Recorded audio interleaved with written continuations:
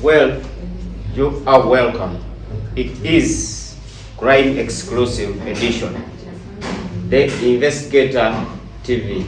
Like, share, and subscribe. Look, you're welcome to this show. I remember first time the channel, we used to be only two on the street. I know. And there are some people who are telling me, Mutukola bubi, go on the Zimuluganda. No, we know English. Even the past episodes, it was called Muluzum. Let's get a lot of picture, kuchusa gwanga, kuchusa mindset z'abantu. Toyiza zikyusa n'ababbi b'oyogerako. Mu lulimi I'm sorry to use this. Naye mu lulimi abantu abasinga betulowooza nti nantwe bannannyini ggwanga lino. Oyinza okugamba nti ate Oluganda lwe lwa bonna naye munnaye bw'oligendako Arua ojja okumanya nti Oluganda lwasaasaana. Bw'ogenda Erira luddawa wonna. So you find that we have no choice but to control in the puhu of the majority. Exactly. So, Checho. Stanley Ndugu Ndaula, the investigators usual, the gun that fired, not the one for hire. You need to know that.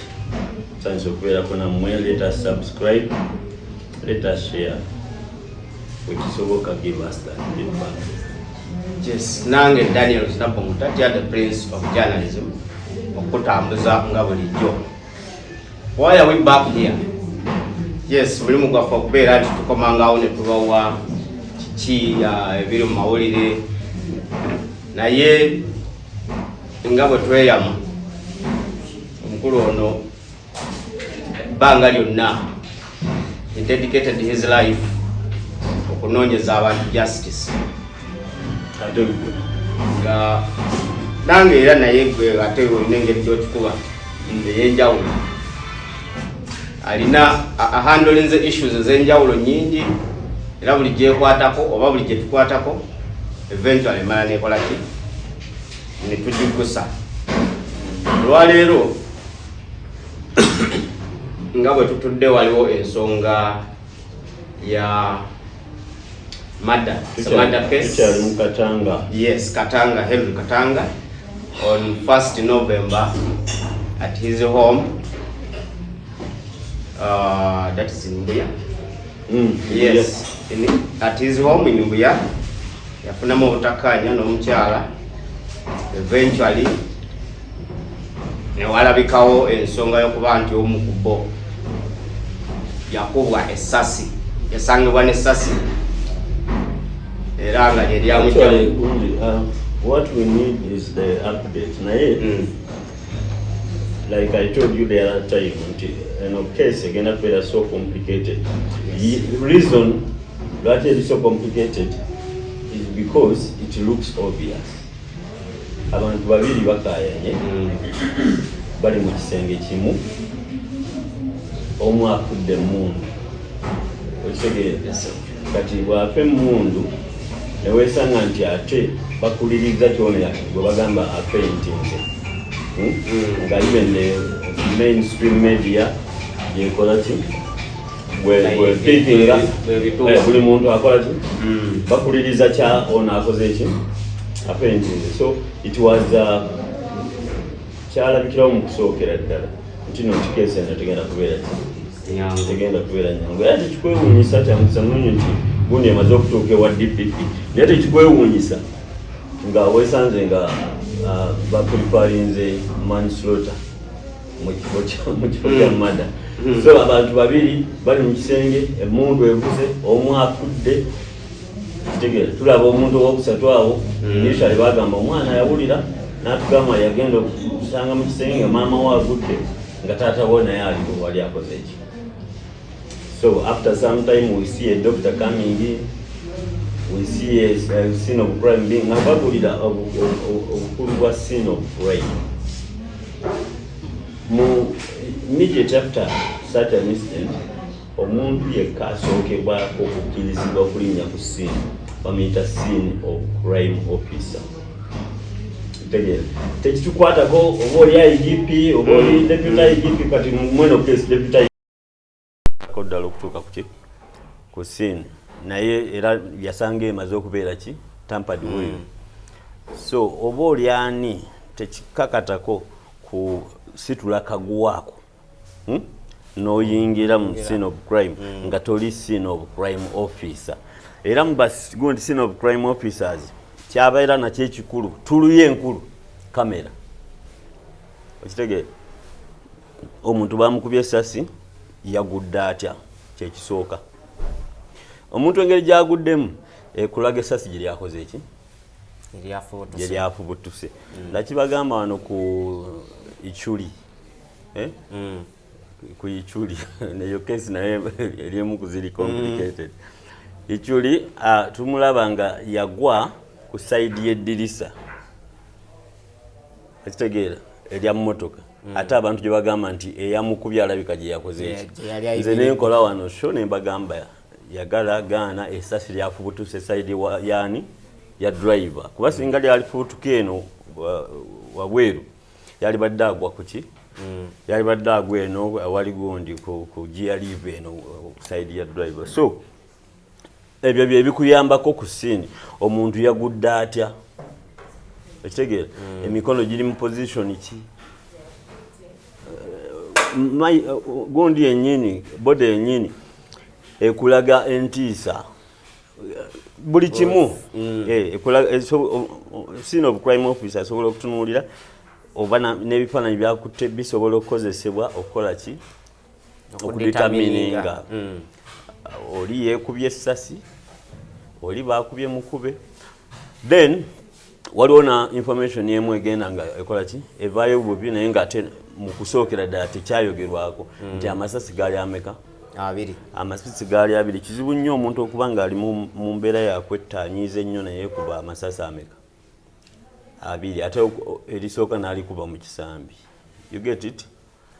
So kakati bwe ntunuulira engeri amaanyi agakozeseddwa okusabotaginga mmadde eno nenkugamba nti eyinza n'okubeera manslaughter nti wateeka okuba baali balwanira mundu baali bakola ki.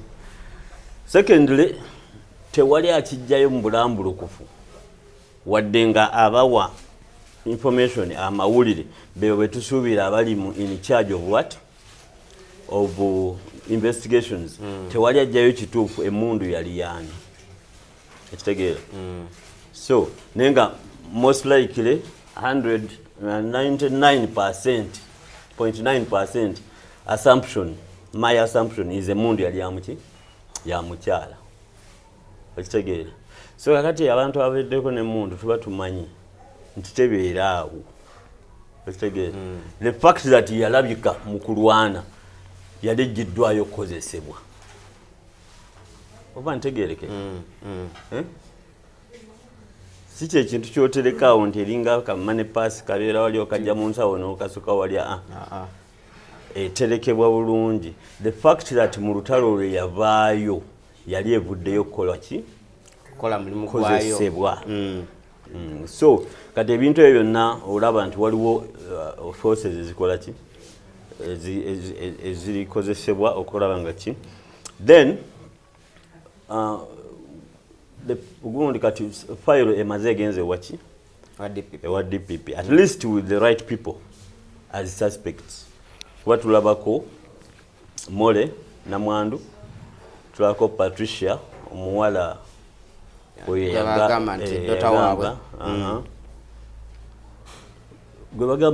waabwe dota waabwe ebya patente babadde nga bakiwandiikako naye nga tebaleeta linnya lya muwala the daughter Patricia. So no eyakola ki eyasiimuula the gardener eyasiimuula eyakilininga gundi eyakilininga omusaayi. Then on the same file abo si basatu on the same file tulinako ba witnesses okuli omuwala I think ye master Patricia gwe yakubira half sister we naye ali ku file eyo kyemanyi ndowooza ng'omujulizi. Then ne Dr. Charles Otai doctor oyo naye simanyidde ddala lwaki afuulibwa omujulizi naye in some cases okusobola okufuna conviction twakiraba mu kesi ya Katoka Jubi nti Kateregga yennyini yasalira ddala omutwe gwa Kasirye omwana Kasirye ate yataninga ne mukyala we ate bataninga into witnesses okitegeera mu ngeri eyo kugezaako okuba nti bakwata ku kinyusi ani yatuma ezo nno kesi ezaalibadde nga nnyingi nnyo tuziyina wano naye weesanga nti ebya technical onabagamba nti Uganda eno yakweyozaako nfuufu lwakuba nti tukiruddemu emyaka gya President Museveni gyonna gyakweyozaako nfuufu nti there are some crimes zetubikkako nti olw'okuba yagundi agirinamu interest nemukireka ekitegeera azifu tulina gwe tukirekera nti gavumenti eriddako erikitereeza naye bwe banabeera willing ndiri bajja kitereeza tulaba mu gundi kesi ya Kagezi bakugamba bano we bakutte nti baali bakolera ssente but they are so quiet about who was paying them kyokka mu kesi ya Kajubi kyo kyayanguwa oba ntegereka kesi ya Kajubi kyayanguwa okuexoneratinga bali abatemu basobole okutestifying against Kajubi mu kesi ya Joan Kagezi bano abattanga battira ssente be bakulu ennyo era ne president yalina okuvayo aboogereko nga bwasanyuse nnyo nti bakoleze ekyo babafunye naye nga eyabatuma eyabawa dollars eyabasuubiza dollars emitwalo 2 takoze eki so gavumenti yakweyozaako nfuufu byakwekubako nfuufu kutereeza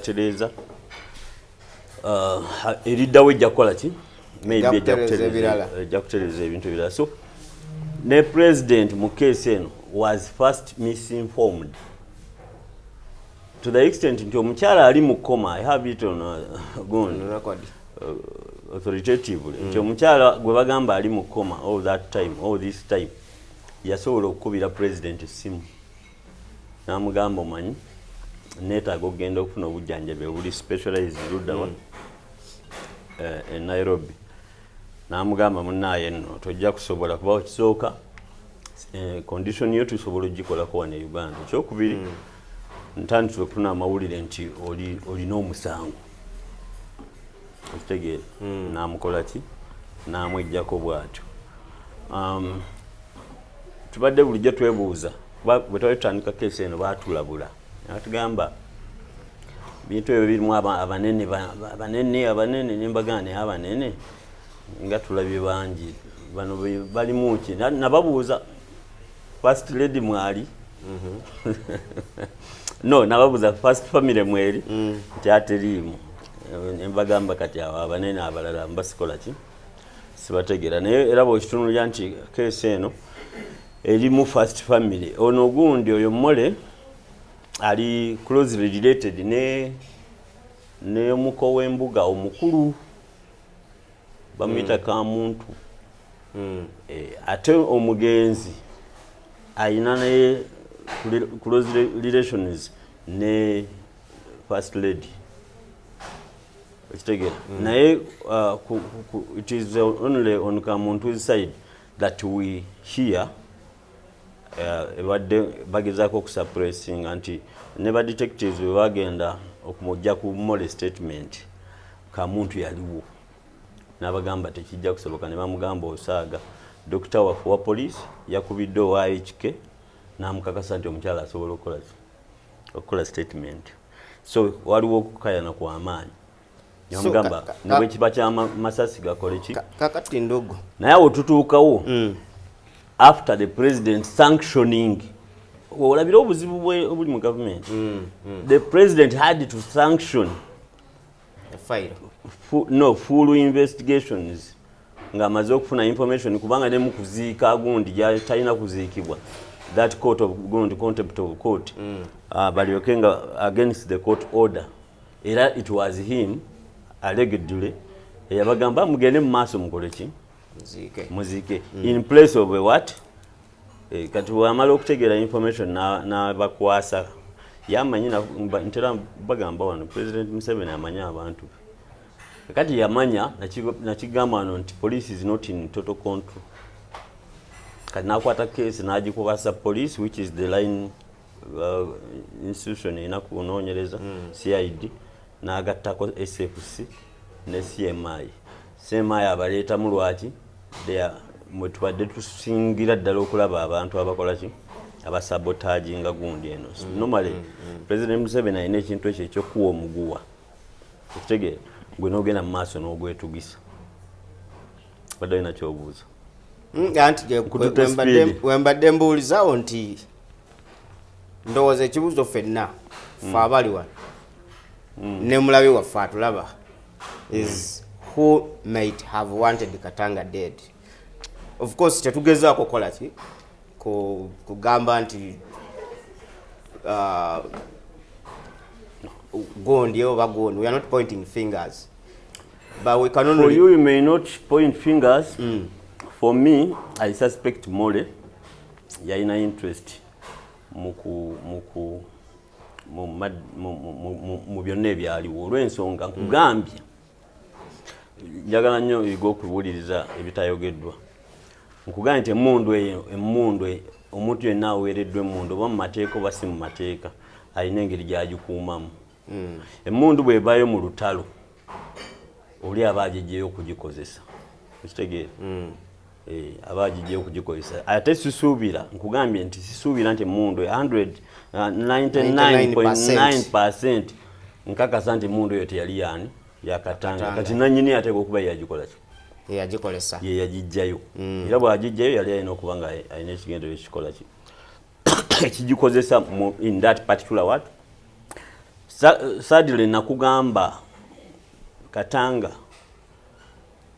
wiilu ye yali amaze okukola wiilu ye ng'ebulako just kusayini proofreading and signing and that was going to be done the following day. Yafa Sunday yafa zalwali lwa kusatu ng'amaze okumiitinga sister we Naomi Natukunda the only surviving daughter of that lady omukyalo mama w'abo abaana w'aba Katanga. Bwe bamiitinga the following day yali alina okukola ki okumiitinga gundi we lawyer we asayininge ki eddaame naye ng'ajjukira nti yagamba ensonga lwaki yali akola eddaame mu bwangu yagamba nti tayagala batamwagala kubenefitingako kuki okitegeera era nakyo mu episode yali nakyo kugamba nti it also can it is circumstantial evidence nti ayinza okuba nga those statements teyazikola ku sister we yekka ng'alina we yakyogera okitegeera ne bamanya nti kati tetugenda kumukkiriza kola ki kwa pending his signature to give out what to others okitegeera so he had to die before he signs. If that is if I'm told to look for evidence to pin who? To pin Mole. Even nalibadde nkola ki? Naye lwaki because self for the fact nti Henry Katanga abadde akolagana n'ebitongole nga URA badde basinga kukolagana na gundi CMI. Yes, lwaki tulaba nnyo force. Everyone is involved in this case. Tulaba both camps, Kanzite camps, both family camps. Eyamole erwana nnyo kujjawo ki okunoonya justice. Ne family y'omwami omugenzi nayo enoonya nnyo okukola ki okunoonya justice. Lwaki where is the complexity in this case? Bwe tugamba okwekubako enfuufu tutegeeza nti buli ayina we yeekubirako enfuufu agikole ki agyekubeko. Kati nno njagala kutunuza mu cases ez'emabega bino ebintu tebisoose kati abantu lwakuba nti abantu twerabira mangu. Bwe nali nwana ne omugenzi Kaweesi mukama muwumuze mirembe ekiba kisoboka mu nfa nga abuza Kaweesi to the extent of okubuzaawo ebifaananyi bya soko gwe nagambye omukulu ennyo mu mada y'awamala ebifaananyi bya soko scene of crime officer byabuzibwawo era Kaweesi ne kutuuka okufa nga tumugamba ebifaananyi ebyo wabiteekawa kubanga yemu ku gondi ingredients enkulu ennyo muki mu investigations za murder cases we so General Kayihura era kyekyatukubirako okutabuka ne mugamba oyo Kaweesi gwowolereza ne banne bali mu kusima ntaana entaana bw'otabayamba bajja kusika ogwemu nabo otegeera bayagala kunzita twali fenna wabimanya okitegeera kikye twalaba Kaweesi yattibwa okitegeera mada ya Kaweesi nga bwe yali asuppressing eyawamala nayo gavumenti eriddako lwe tutitegeera ani yasiga ani yanyiga trigger okitegeera so kikyengezaako okugamba abantu bano nti tugezeeko okulaba nti justice ekola ki justice ekolebwa waliwo omwana wange omu ku baana bange we yawulidde oyo Patricia biki kati nga nasubira mikwano gye nangamba muzeeyi abantu abo oyinza obbayamba otya nalabye obwogerako bantu baffe bamikwano gye nemugamba mwana wange balina okukola ki okufacinga justice you get it so singa tuyiga embeera eyo ensi ezikuze oli ne bwoba mutabani wa IGP akulira poliisi ne bwoba ndowooza mutabani w'omukulu wa FBI era still bajja kugamba face justice tunakuyambira eyo okitegeera ba lawyers bagulire ba lawyers abalungi bakole ki kuba lawyer omusaasira nti nno nti asobola okukola ki okuwoza omusango twalabako wano gundi yagaayo endagaano lawyer ne bamusiba omwaka mulamba obutaddamu kupracticinga so abo balawyer balina basobola okusala amagezi so bw'oba oyagala kuyamba muntu muyambire mu field eyo muleke agende mu kooti nkulaza ekya Kaweesi's mother was suffocated the way he tried to suffocate that of Wamala okitegeera kakati naye n'atuuka ekiseera nga ki twalaba nsenga nga abalwana nga mulimu ne IGP to the extent of IGP ocommissioninga gondi omukulu wa CID mu ggwanga to testify against prosecution wale lwakuba temubitegera bulungi ebintu bino akulira CID mu ggwanga Geoffrey Musana by then yali acting yagenda mu kooti to testify against DPP against his own government. That is the extent of okwekubako enfuufu nti buli omu waali walagira amaanyi ge that was Kayihura at that time ekitegeera kikye twalabye ejjo bwe yabamutadde yagambye you can only appreciate freedom nga bagikugjeeko okitegeera kati awo nekitulaga nti simanyi oba yakyogedde nga Mukama amuyambye alokose nti akitegedde nti abantu beyama justice abantu beyabuza freedom okitegeera so ngezaawo okulaga nti ebintu bino bigenda bikola ki history piece itself ate tulina omukisa nti fe abajjukira tulaba ebintu ebituukirira ku bantu bennyini abaabikola ki abaabikola twalina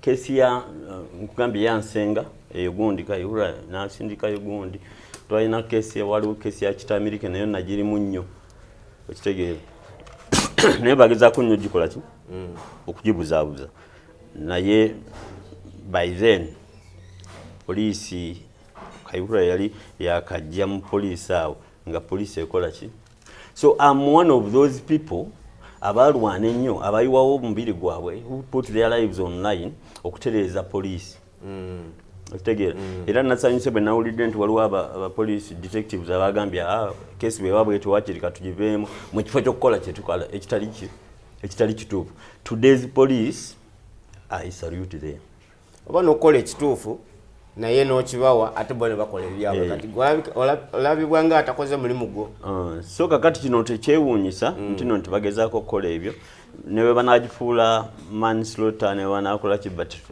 we need to have Mole as a prime suspect okitegeera bino ebintu birina okugguka kale bamunafuya musango oba mukola ki, but justice has to prevail.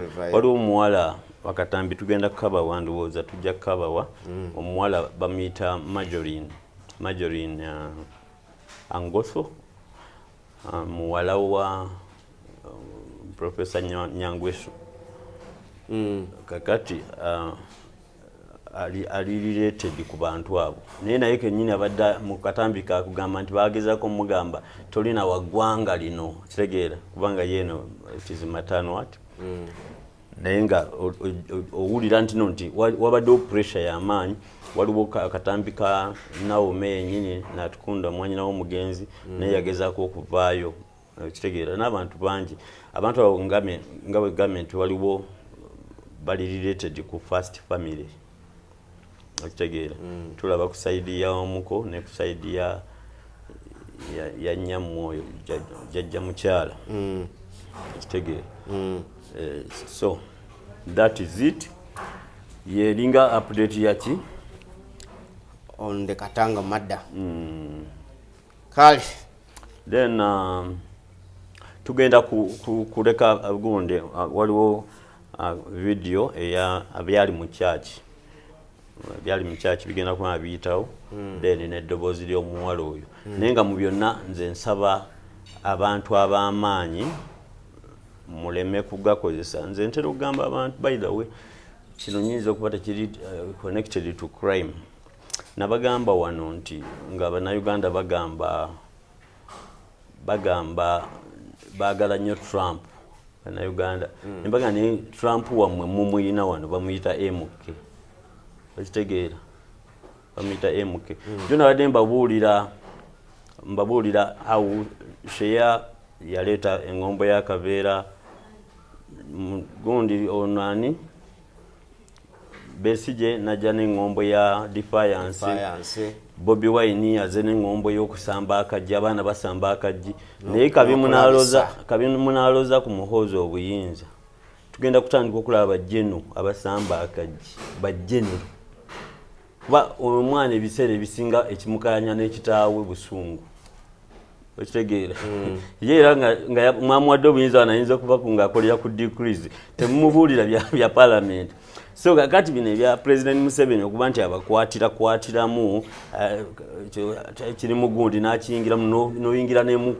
n'emu kusalawo omutuuze anaziikibwawa even when there is a what ebyo ebintu nze ndowooza byalikomye ku mulembe guno ogwa jjajja mwami naye abakulembeze abaddako nga bwe nagambye tujja kufuna revolution wano etali nnwanire bye bino byetugenda tugamba abantu buli lwe tutuula wano ku seeti si lwakuba nti tubula byakukola naye tulinawo abantu babiri basatu be tucommunicatinga abayiga ekintu n'amanya nti ekyo kiri bwe kityo ekyo kyali bwe kityo ekyo kyandibadde bwe kiti ntegeerekeka with the time ojja kusanga abantu bagamba nti ekimala kikola kimala tebagenda kulumba gundi tebagenda kulumba nti wa State House oba kola naye gwe kennyini ojja kufuna embeera etekuganya kukola byogenda mu maaso nakukola nakukola bakati mugundi eyo one of the things ebyasingidde ddala okukakkanya abantu oyo Katanga abadde muntu w'abantu nnyo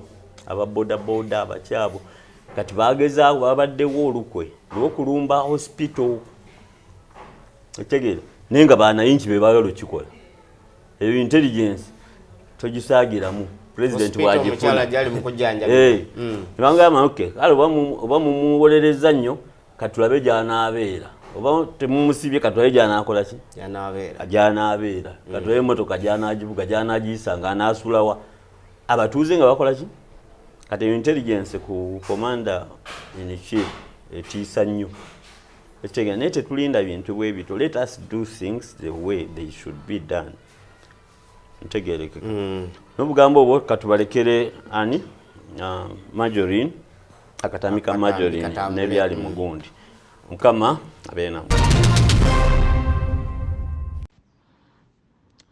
Dear fellow Ugandans, my name is Marjorie Nyangweso. I'm recording this voice note on behalf of my uncle that was murdered on Thursday, 2nd November 2023. I'm recording this voice note on behalf of my grandmother, who has lost yet another child. Out of the 9 children she has 1 left after my uncle was slain. I'm recording this voice message on behalf of my mother, who is grieving the loss of her brother. I'm recording this voice message on my behalf, on behalf of everybody that loved Uncle Henry, everybody that still felt he was worthy of life and was undeserving of such an untimely murder. Firstly, I would like to say thank you. Thank you to my uncles and aunties that have stood with us, that have rallied behind us, that have walked with us amidst all odds, have lent us your resources, your talent, your skills, your support, and your counsel. Thank you so much. We are deeply grateful. We are deeply grateful because we know so many of the others have been bought off with colossal sums of money, but you have stayed with us, you have supported us, you have rallied behind us, and we are so grateful. I would like to say thank you to our family, friends, our relatives, our friends. Thank you so much. Our colleagues, our comrades, we are grateful. Grateful that you have stood with us and supported us and grieved with us through such a difficult time. Secondly, I would like to thank the bloggers. We understand that the news has tried to be contained and is only being published by one outlet. But you have stood your ground without being paid or bribed. You have published stories just the way they are and lent us your listeners, your followers, lent us your audience and let them freely interact in the comment section. And we are grateful. Thank you to each blogger, each blog post. We thank you. And we hope that in the near future, as we hope and wait and pray for justice to prevail, we hope that more bold people will rise. We know that there are threats for these publications not to go out, but we hope that more bold people will rise.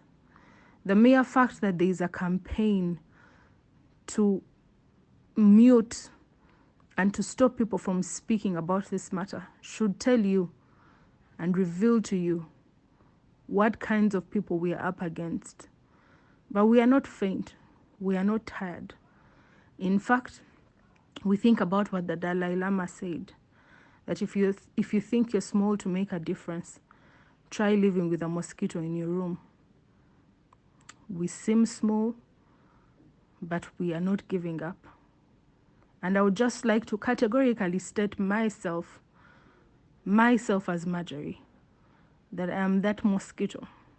And so I hope the murderers of my uncle and their accomplices are hearing me.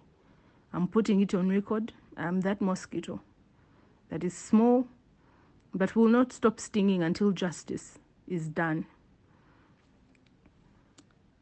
I was asked not to broadcast or speak on the matter. I was asked not to write on it.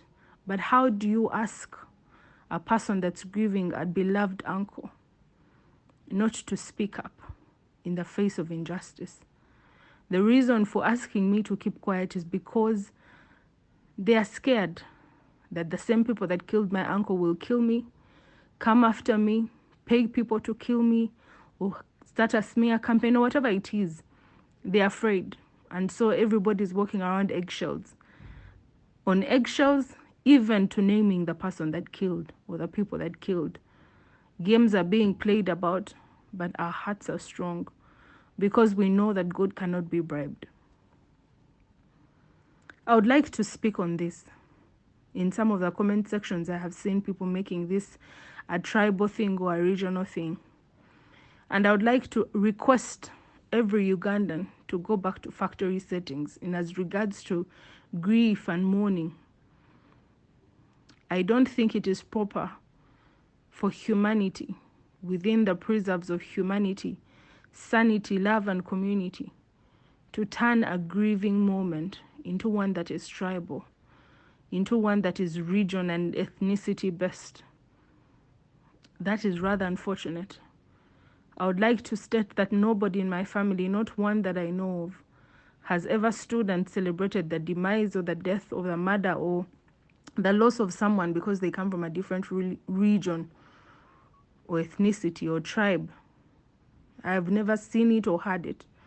And so I beseech you by the mercies of God to extend us the same grace and mourn with us and grieve with us. And should it not occur to you, we ask you that your kinds be flavored with salt and be kind.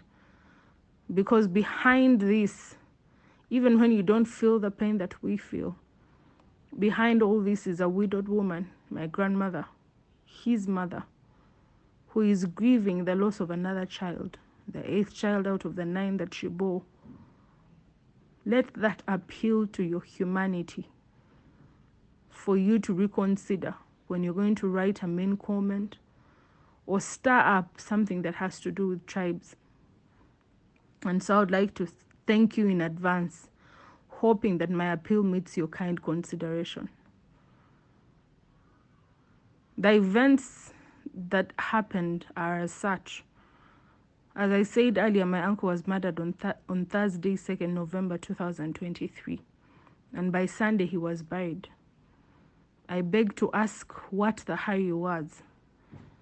He didn't die of a deadly disease that he needed to be buried immediately. What was the hurry to bury him? Bury him without the release of a postmortem report. What was the hurry? I also want to ask, who is above the law in Uganda? Have our courts of law lost all power? When my grandmother learned that my uncle had been murdered, she requested the courts of law to allow her bury her son in the place of his birth, in the village where he was born and raised. And the courts of law were kind enough to respect the appeal and the request of an elderly woman to bury her son. Lo and behold, the court order was undermined. There is nobody that can say that they didn't see the court order amongst the people that organized this whole bunch of shenanigans. The court order was undermined, and my uncle was buried in the same place that the courts of law said he shouldn't be buried. What impunity! What impunity! The courts of law have been undermined to such a level. There is no respect for the rule of law. There is no respect for the arms of government. I want to understand who is above the law to override such a ruling. The suicide narrative started immediately after my uncle had been murdered. Immediately. It was befitting for the suicide narrative to start. With the rapidity it came with, one could think it was premeditated murder, because immediately there was a narrative that was pushed. If something had been an accident, why was there already a narrative ready to go? The suicide narrative was pushed. It was pushed so hard, but it could not hold, because God is faithful. Because with 2 shots, how does one take 2 shots on themselves if they intend to commit suicide? The facts of the matter are that there was 1 shot in his limb and another shot taken through his ear, his left ear, for a right-handed man. And it's true, some of the things that are running along the crime scene was tampered with. And those are details that I hope the CID investigators can give us in detail without fear or favor. We know that money is exchanging hands. We know that colossal sums of money are moving hands. The suicide narrative could not stick and will not stick. It will not stick. It cannot stick. For any sober-minded Ugandan, any sober-minded person, you would easily see that that wasn't suicide. I repeat, who takes 2 shots on themselves when they intend to commit suicide? One in the limb and the other through the non-dominant hand. When that did not stick, they started springing up suspects. And unfortunately, one of the suspects that is mentioned or that is in line for questioning is my cousin sister, my uncle's firstborn, that he had given away in marriage the week before he had been murdered.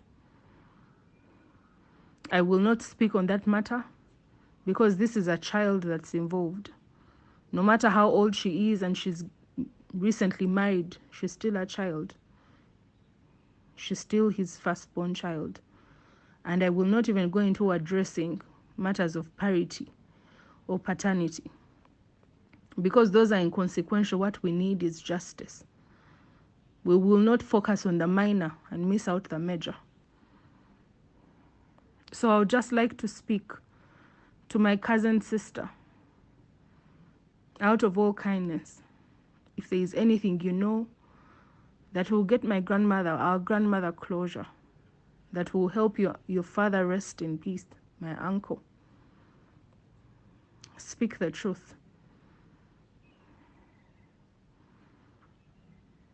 A command center is being run, and it brings a lot of unrest that the key suspect or the key person, the key people, haven't been arrested.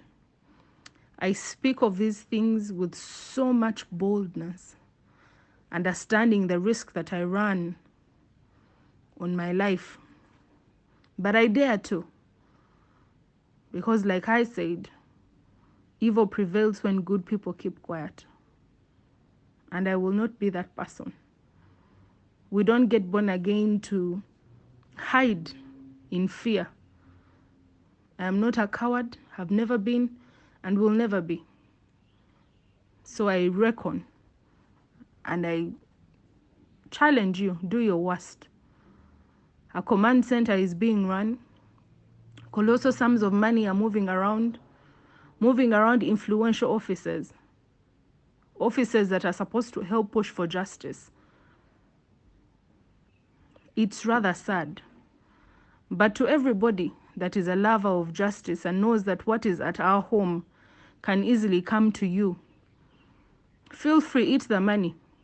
If you don't have the bone to reject it, eat it. Eat it, enjoy it, but do the right thing. Should you be a man of right standing or a woman of right standing, do the right thing. Because it seems like it is at ours, but only God knows. It just may come to yours. Whoever is moving around money, your day of reckoning is coming. I would like to address my uncle's relatives, my mom's relatives, my uncles and aunties that I grew up seeing that have since been blinded by the bundles of money that you get from the people that murdered my uncle. I grew up seeing you. I grew up sitting on your lap. I grew up laughing with you. There are so many stories and memories to go around. And it shatters my heart that you're the same people that have become accomplices to this crime. You're the same people that are facilitating the swaying, the cover-ups, that you're facilitating the threatening of people. It hurts so bad.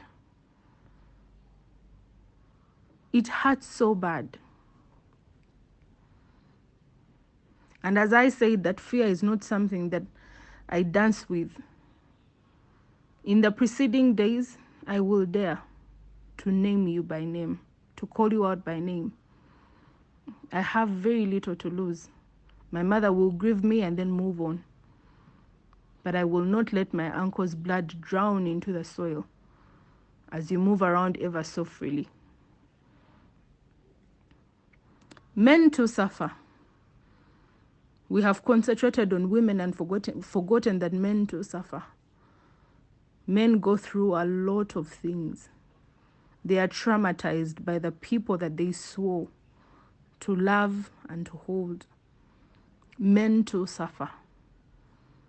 And so I call upon the men that understand what I'm talking about to rally behind us. Let us be the people that hold the emblem for you. I would like to implore the people that worked with my uncle, that were beneficiaries of his businesses. He was a businessman and had a money lending business. And so many people borrowed money from him. And you knew he was of sound mind, a man of few words. I implore you to rally behind us and get justice for your business partner, for your financier, for your friend. Rally behind us without fear or favor. Let us come together and make the David that puts this Goliath down. It is possible. I could go on and on and on and list giants that were slain to their knees. I could start, but we could never finish. And so this is possible. A narrative of alcoholism was pushed for my uncle and making him look like he was an unproductive person. And that's a lie. It's a lie from the pits of hell. So many Ugandans consume alcohol, but yet they are the most productive and most disciplined people that we have in society.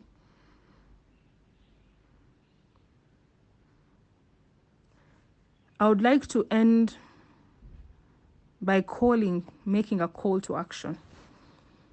My first call to action goes to the Uganda Police Force. You swore to serve and to protect human lives and their property. We know that money is moving around the corridors of your officers, and investigators are being threatened, and investigators are being bribed. But we ask you, request you, implore you that you do the right thing, that you speak the truth and speak the truth to power. We are putting together a David. We implore the justice, the courts of law. We call to you to do the right thing when the case falls in your lap, that you do the right thing, that you call it as it is. That together with the Uganda Police Force, the justice system, and all the right-standing Ugandans, that we come together to form a David that will put this Goliath down. My last call to action is to His Excellency, the President of the Republic of Uganda, Yoweri Kaguta Museveni, the grandfather of our nation, the fountain of honor, a father to the region, and a great leader in the African continent. I implore you, by the mercies of God, to rally behind truth, looking at the facts of this case. I implore you to ride above what the people below you are doing. They are dirty, they are filthy, their hands are stained with blood, and their pockets are bursting to their seams because they've eaten bribes. I implore you on behalf of my grandmother to give her closure. Seeing off 8 children is no mean feat. And so I implore you to give her that closure. That my uncle may rest in peace, and that my mother may find the peace that she so deeply desires. And that the rest of us that loved Uncle Henry can finally breathe a sigh of relief, knowing that justice took the day, and that the murderers of my uncle were put behind bars once and for all. To members of the public, continue to rally behind us. Continue to speak about this case and not let it die. We still believe that the justice system is able to work if it's let to do its job. Continue to rally behind us and support us and speak up for us. And be kind and loving. Look at the facts of the case and speak on that. They cannot kill us all. They cannot silence us all. They can't. They cannot take the moral high ground on any matter. Remember these words in the face of anything that they bring. All we want is justice for Henry Katanga. That is all that we want. Every other thing is minor. That is the major. Thank you so much. God bless you, for God and my country.